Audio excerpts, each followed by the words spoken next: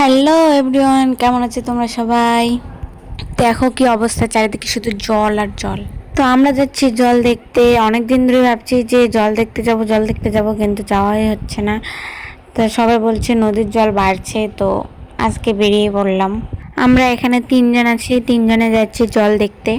এখানে আমি ক্যামেরাটা ধরেছি দেখে ওরা লজ্জা পাচ্ছিল, আর এটা নিয়ে অনেক হাসাহাসি হচ্ছিল, অনেক মজাও করতেছিল। আর এখানে আমরা কিছু একটা টপিক নিয়ে কথা বলছিলাম, যেটা আমি ভুলে গেছি কি নিয়ে কথা বলছিলাম। তো সেটা নিয়ে অনেক হাসাহাসি হচ্ছিল, আমি অনেক মজা করতেছিলাম। আর আমরা দুজন একসঙ্গে থাকলে এত হাসাহাসি করি, এত মজা করি, মানে কি বলবো। তো এখানে আমরা গল্প করতে করতে আমরা চরে পৌঁছে গিয়েছি। আর দেখো রাস্তা ভেঙে কি অবস্থা, চারিদিকে শুধু জল আর জল।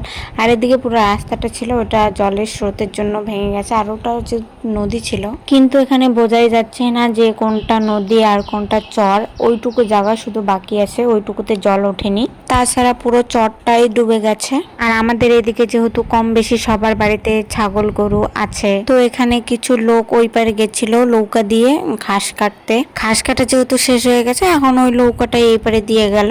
জল যেহেতু এখনো বাড়ছেই, তো এই বন্যা কতদিন থাকবে সেটা তো কেউই জানি না। তো সেই জন্য সবাই ঘাস কেটে নিয়ে বাড়িতে রাখছে। আমরা জল দেখতে আসছি আর সাপ দেখতে পাবো না, এটা তো হতেই পারে না। আর সাপটা যেহেতু আমাদের এইদিকে আসছে, তো সেখান থেকে আমরা চলে আসলাম আর একদিকে। এইদিকে তেমন একটা জল হয়নি।